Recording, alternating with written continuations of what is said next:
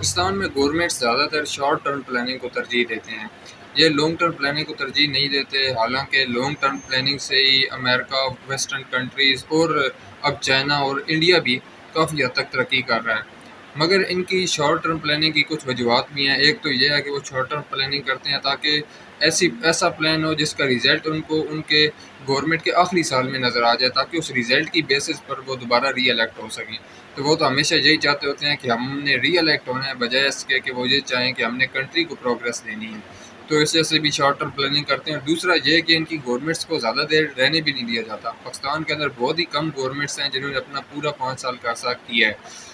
اس سے پہلے ہی زیادہ تر گورنمنٹس کو گرا دیا گیا ہے۔ اس کی کئی وجوہات ہیں، ان میں سے کچھ کی یہ وجوہات بھی ہیں کہ ان کے بعد میں ملٹری کے ساتھ کچھ اچھے حساب کتاب نہیں چل سکا، جس کی وجہ سے ان کی گورنمنٹس گر گئیں۔ اور یہ تو پاکستان کی ہسٹری کے اندر ہے، 1947 سے 58 کے درمیان صرف اتنے تھوڑے سے عرصے میں کوئی 7 کے قریب گورنمنٹس گری ہیں۔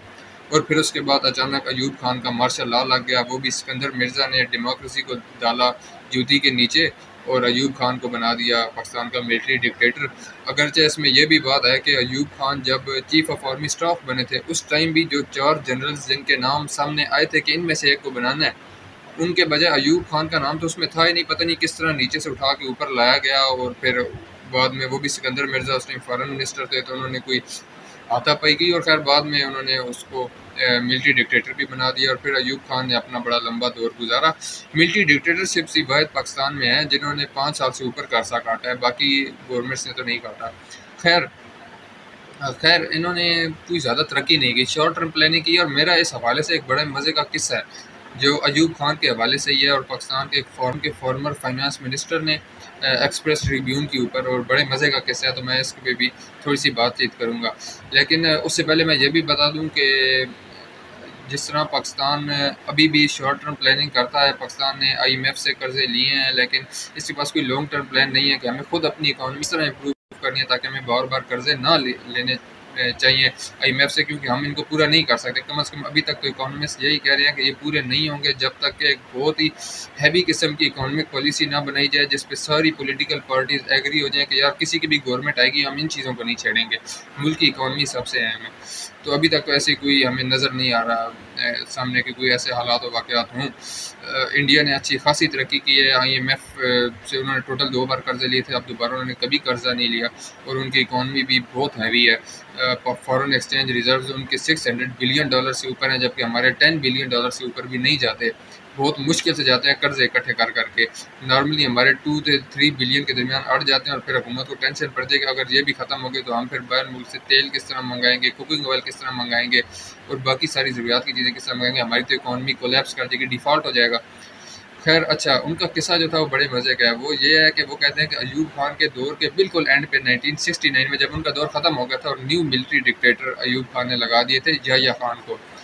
تو ایوب خان خیر جب ریٹائر ہوئے تو وہ اسلام آباد آ گئے، اور مرگلہ ہلز پہ انہوں نے اپنا ایک مکان بنایا جس سے ان کو پورا اسلام آباد نظر آتا تھا۔ تو یہ کہتے ہیں فائنانس منسٹر جو جرنلزم بھی کرتے رہتے ہیں اب، کیونکہ انہوں نے آرٹیکل بھی لکھا ہے، یہ کہتے ہیں کہ میں پھر ان کے پاس گیا۔ کہتے ہیں اس دور کے اندر یہ ہارورڈ یونیورسٹی میں کام کرتے تھے، اور ہارورڈ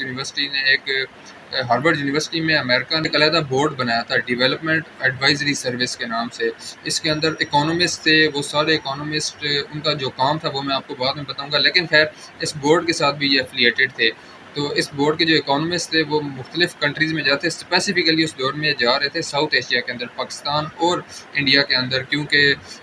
اس دور کے اندر سوویت امپائر بہت تیزی سے ایکسپینڈ کر رہی تھی، چائنا کے ساتھ ان کے بڑے اچھے تعلقات تھے، اور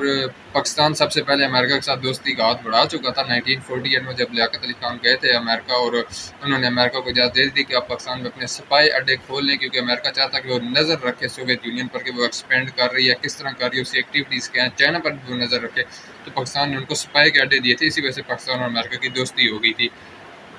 انڈیا کی البتہ کافی زیادہ دوستی رشیا کے ساتھ تھی، نہ صرف اس لحاظ سے کہ وہ رشیا سے ملٹری اکوپمنٹ لیتا، بلکہ اس لحاظ سے بھی کہ اس کی جو اکانومک پالیسی تھی نہرو کے دور کے اندر وہ سوشلسٹ تھی۔ سوشلسٹ کا مطلب یہ ہے، یا سوویت سٹائل کا مطلب یہ ہے کہ مارکیٹس کے اوپر گورنمنٹ کا کنٹرول تھا، کون سے پروڈکٹ کہاں سے آنے ہیں، کیا باہر اسے چیز امپورٹ کر سکتے ہیں یہ نہیں کر سکتے، اور ملک کے اندر کس چیز کی پروڈکشن کون کرے گا، کیا ملک کے اندر جو انڈسٹریز ہیں وہ گورنمنٹ اونڈ ہوں گی یا پرائیویٹ اونڈ ہوگی، بینکس کو کس طرح رن کریں، مطلب ہر چیز میں گورنمنٹ انٹرفیئر کرتی تھی۔ اور کئی سوویت کنٹریز کے اندر تو یہاں تک تھا کہ کوئی بندہ اپنی مرضی سے گھر بھی نہیں خرید سکتا، ساری زمینیں گورنمنٹ کی تھیں، گھر گورنمنٹ کے تھے، یہاں تک کہ لوگ اپنی سبزی بھی نہیں لگا سکتے کیونکہ سبزی بھی گورنمنٹ ہی کی منڈیوں سے اور ان سے خریدتے تھے لوگ۔ بعد میں انہوں نے الاؤ کر دیا کہ چلیں گھر کے باہر چھوٹی سی کیاری بنا کے وہاں تھوڑی سی سبزیاں اگا سکیں، صرف اپنی ضرورت کی بیچنی نہیں ہے، تو وہ پوری مارکیٹ کو کنٹرول کرتا ہے گورنمنٹ۔ اب انڈیا کے اندر اتنی سخت میجرز تو نہیں تھی لیکن کافی زیادہ سخت میجرز تھیں، باہر سے امپورٹس نہیں ہو رہے تھے، سارے اکوپمنٹ وغیرہ مشینری باہر سے امپورٹ نہیں ہوتی تھی، بہت اسپیسیفک مشینری امپورٹ ہوئی تھی۔ اب اس کا اثر امریکہ یا یورپ جیسی جو اس ٹائم کی بہت تیزی سے گروئنگ اکانومیز تھیں ان کو پڑتا تھا، کیونکہ ان کے پروڈکٹس بہت زیادہ تھے، اور اگر مارکیٹ ریسٹرکٹ ہو جائے گلوبلی، یعنی کہ انڈیا اور اس جیسے اور بہت سارے کنٹریز کہیں بھائی نہیں ہم یہ امپورٹ کا سامان امریکہ سے نہیں، یہ مشینری امریکہ سے نہیں خریدیں گے، تو پھر اس کو امریکہ کو فائدہ نہیں ہوگا۔ اگر سارے اوپن اکانومی ہو جائے تو جو سب سے تیزی سے گرو کر رہی تھی اکانومی وہ اپنے پروڈکٹس ان کو بھی سیل کرتے ہیں، ان کے لیے مارکیٹ بڑی ہو جاتی ہے، تو امریکہ کو یہ فائدہ تھا کہ یہ سارے اگر اوپن ہو کیپیٹلزم کی طرف آئیں تو ان کے بینکس کو بھی اور ان کے جو انڈسٹریز ہیں ان کو بھی فائدہ ہو۔ خیر تو اس لحاظ سے امریکہ نے وہ ایوب خان کہتے ہیں کہ اس دور کے اندر 1965 سے 69 کے درمیان امریکہ نے اکانومک ایکسپرٹس بھیجے۔ اب اس میں ایک اور بات ایڈیشن کر دوں کہ پاکستان کی امریکہ کی دوستی اچھی خاصی تھی، یہاں تک کہ امریکہ کے جو تھے نا ایکسپرٹس ایگریکلچر فیلڈ میں اور باقی فیلڈ وہ پاکستان میں کام کر رہے تھے 1960s کے بعد سے، اور انہوں نے پاکستان کے اندر گرین ریولوشن جس دور میں پاکستان کی ایگریکلچرل ایکسپورٹس بہت بڑھ گئی تھی، وہی کنٹری جو 1947 میں اپنے پورے ضرورت کی ویٹ گندم نہیں پیدا کر سکتا، 1965 سے 70 تک وہ بہت زیادہ ایکسپورٹ کر رہا تھا، تو کافی زیادہ فائدہ ہو گیا تھا پاکستان کو ایگریکلچر کے میدان میں۔ خیر وہ پھر ایوب خان کہتے ہیں کہ وہ ایکسپرٹس آئے، وہ پاکستان بھی آئے اور انڈیا بھی گئے، تاکہ انڈیا کو بتایا جائے کہ بھائی آپ جو سوشلسٹ پالیسی اختیار کر رہے ہو یا سوویتس کے قریب جا رہے ہو، اس کا فائدہ نہیں، ہم اپنے اکانومک ایکسپرٹس آپ کو دیتے ہیں، آپ دیکھنا یہ آپ کی اکانومی گرو کرائیں گے۔ تو پاکستان میں جو ہی ایوب خان کہتے ہیں میں نے ان کو کہہ دیا کہ بھائی آپ نا اکانومک جو پلاننگ کمیشن ہے اس کے ساتھ ہو جائیں اور ملک کی اکانومی کو درست کریں، بس زیادہ سے زیادہ ہمارے پیسے آنے چاہیے۔ اور اس میں ایک اور بات کا بھی ایڈیشن کر دوں گا، اس دور کے اندر ترقی کی ایک وجہ یہ بھی تھی کہ پاکستان کی جو امپورٹس تھیں اس کے 40% اخراجات تو تقریباً امریکہ سے آئی ہوئی منی سے پورا ہو جاتا، امریکہ اتنے زیادہ پیسے پاکستان کو دے رہا تھا کیونکہ پاکستان ان کی اس کولڈ وار میں مدد کر رہا تھا۔ خیر وہ ایکسپرٹس بھی آئے تو انہوں نے کہا بھائی آپ تو ہماری اکانومک پالیسی یہی کرتے ہیں، لیکن ایوب خان پھر ان کو بتاتے ہیں کہ جب نہرو کے پاس وہ گئے نا، نہرو نے ان کو کہا کہ یار آپ اس طرح کریں کہ امریکہ کی جو یونیورسٹی ہے نا MIT، اس ٹائپ کی یونیورسٹیز ہمارے کنٹری میں کھول دیں۔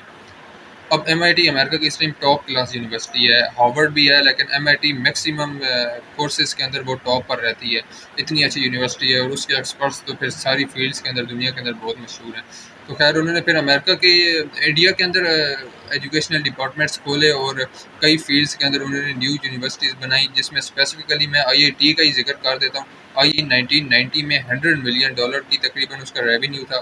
اب 2000 میں اس کا $5 بلین ہو گیا، اور 2023 میں اس کا تقریباً ریونیو $220 بلین ہے۔ اس کا اندازہ آپ اس بات سے لگا لیں کہ پاکستان کی ٹوٹل GDP تقریباً $376 بلین ہے، $376 ارب۔ تو پاکستان کی تو تقریباً آدھے سے زیادہ بڑا انڈیا کا IT سیکٹر ہے، پاکستان کی فل جی ڈی پی ہوتی ہے نا پاکستان کی، انڈسٹریز ایگریکلچرل ہیں، ٹیکسٹائل ہیں، پھر ملک کے اندر جو سروسز ہیں، فوڈ پانڈا، بائکیا، یہ سارے مل کے جو ریونیو اکٹھا کرتے ہیں یا جو سروسز پرووائڈ کرتے ہیں اس کی جو قیمت ہوتی ہے اس کو GDP کہتے ہیں۔ تو انڈیا کا صرف IT سیکٹر جتنی سروسز پرووائڈ کر رہا ہے اور ریونیو اکٹھا کر رہا ہے وہ $220 بلین ہے، پاکستان کی GDP کے آدھے سے بھی اوپر، تو اتنا ہیوی سیکٹر بن چکا ہے۔ اور اس کی وجہ کیا ہے؟ ظاہری بات ہے بہترین یونیورسٹیز بنائی ہیں IT کی انہوں نے، اور سافٹ ویئر ایکسپورٹ کیا ہے اتنا زیادہ۔ اب وہی IT کی یونیورسٹی سے پڑھے ہوئے ایکسپرٹ اس ٹائم امریکہ کے اندر یونیکارنس کے CEOs ہیں، چاہے وہ گوگل ہو، مائکروسافٹ ہو، IBM ہو، ایڈوب فوٹوشاپ ہو، یا اب AI کے اندر چیٹ اوپن AI کے جو نیو ایکسپرٹس ہیں ان میں کافی زیادہ انڈینس ہیں۔ تو اس چیز نے انڈینس کو بڑا فائدہ دیا لانگ ٹرم پلاننگ میں، جہاں انہوں نے کہا بھائی، اور ایوب خان بھی یہی کہتے ہیں کہ مجھے بعد میں جن میں سمجھ آیا کہ مجھے بجائے اس کے کہ اکانومک پالیسی کے لیے ان کو میں کہتا کہ آپ وہ بنائیں، مجھے بھی چاہیے تھا کہ ان کو یونیورسٹیز کا کہتا ہے، کیونکہ اس سے فائدہ یہ ہوتا ہے کہ ہمارے اپنے ایکسپرٹس پیدا ہوتے ہیں، بجائے اس کے کہ ہم ہمیشہ باہر کے ایکسپرٹس پر ریلائی کریں، جس طرح ہم آج بھی باہر کی منی IMF کے قرضوں پہ ریلائی کرتے ہیں۔ ہم خود کفیل ہو جاتے ہیں اگر ہم اپنے ایجوکیشنل ڈپارٹمنٹ کو ان سیکٹرز کو اسٹرانگ کرتے. تو ہماری یہی شارٹ ٹرم پلاننگ کے نقصانات ہیں. ابھی بھی ہمیں چاہیے کہ ہم لانگ ٹرم پلاننگ کریں اکانومک پالیسی کے لحاظ سے، کیونکہ اب تو خیر اکانومک پالیسی اتنی بری ہو چکی ہے، یا ایوب خان کے دور کی تو نہیں ہے کہ ہم کہیں کہ یار نہیں ہم اکانومک پالیسی کے بجائے اب یونیورسٹیز بناؤ. بالکل اب یونیورسٹیز بھی بنائیں، یہ لانگ ٹرم پلاننگ کے لیے بہت اچھا ہے. اور ساتھ کم از کم اب اکانومک پالیسی بھی تو لانگ ٹرم اسٹریٹجی اپنا لیں. آپ تو اب یہ بھی نہیں اپنا رہے، تو بجائے اس کے ہم قرضے لے رہے ہیں. 23ویں بار اب آئی ایم ایف کے پاس گئے ہیں تو آئی ایم ایف کی یار بس کرو. تو خیر یہ بات تھی شارٹ ٹرم پلاننگ کی کہ لانگ ٹرم پلاننگ کا بہت فائدہ ہوتا ہے، اور اس کا ایوب خان نے اپنے دور کے اندر اسپیسیفکلی کہا تھا کہ مجھے لگتا تھا کہ وہ لانگ ٹرم پلان تھا یونیورسٹیز بنانے کا. Thank you every body.